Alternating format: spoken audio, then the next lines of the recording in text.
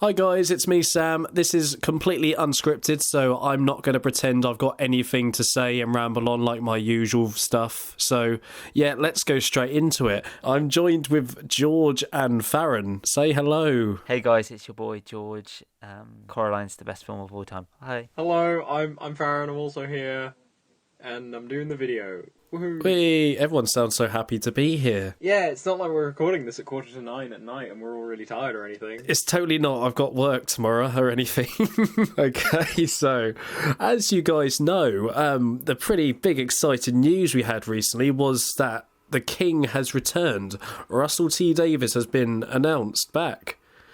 Yeah. Well, I think we'll call him the Prince because Stephen Moffat's the King. Stephen Moffat's the King. This is a different video, Farren. Stephen Moffat should return. Stephen Moffat was only good in the RTD era and Series 5. What? Yeah, I actually completely back up this. Actually, no, he was good. It's just...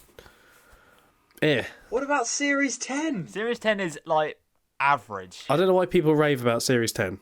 I don't. What?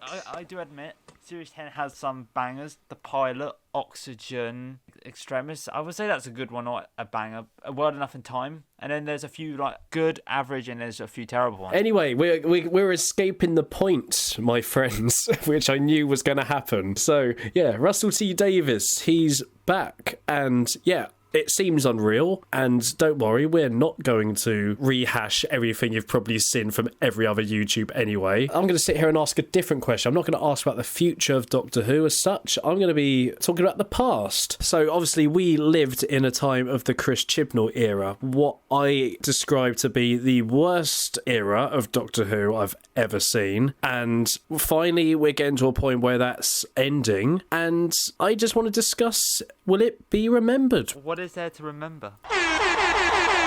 Oh, you can split it into two ways. Will the audience remember it, and will the new writers remember it? First of all, let's go to the audience. Do you think the audience are actually going to actively remember this era, or remember it fondly at least? I think quite a lot. I think there is quite a lot to remember. And I'm not out here to defend Chibnall's writing choices, because I disagree with the majority of them. But I think, and I was thinking about this earlier when, Sam, you proposed the video idea, I think that the Chibnall era has made a lot of big decisions, good or bad.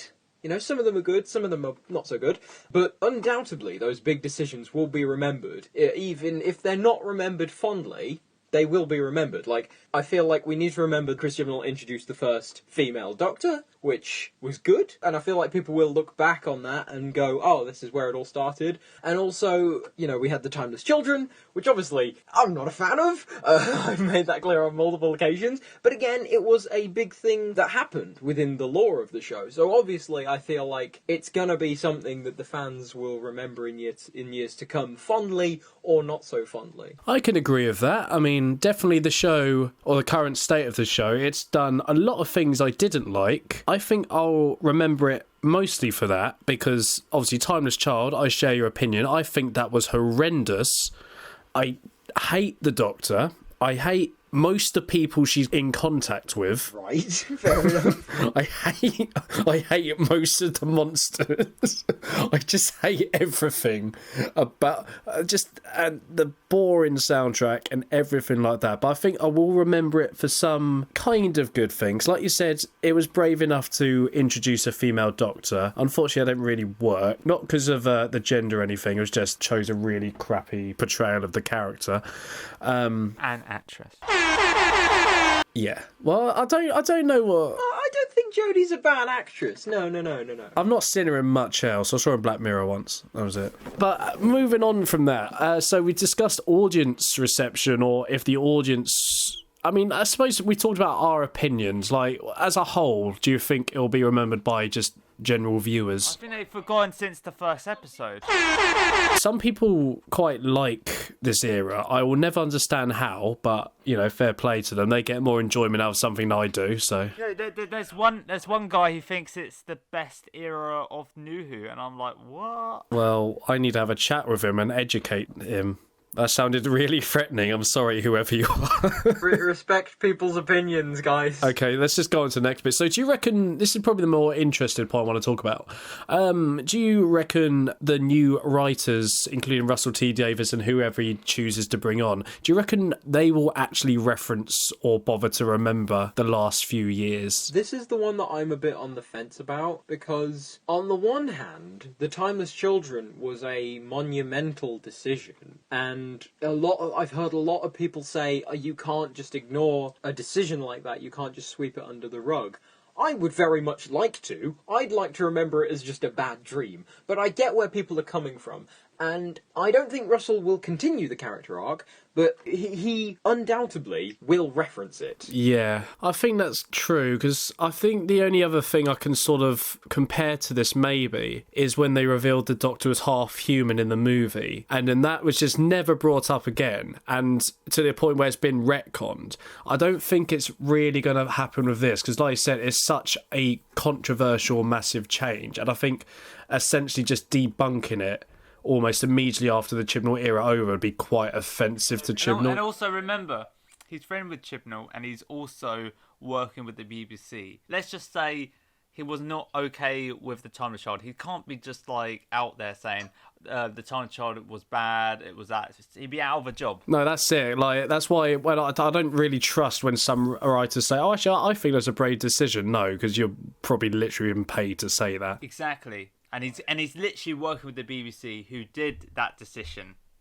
I know Chibnall did, but probably the BBC had a work in that. So Russell, I just want him to have creative freedom. That's the only thing I care about. Really. And he probably will, because like he's a Doctor Who veteran. He's done this before. The BBC have faith in him. They wouldn't have picked him. They wouldn't have asked him. I don't know if this is one of your questions, Sam, but.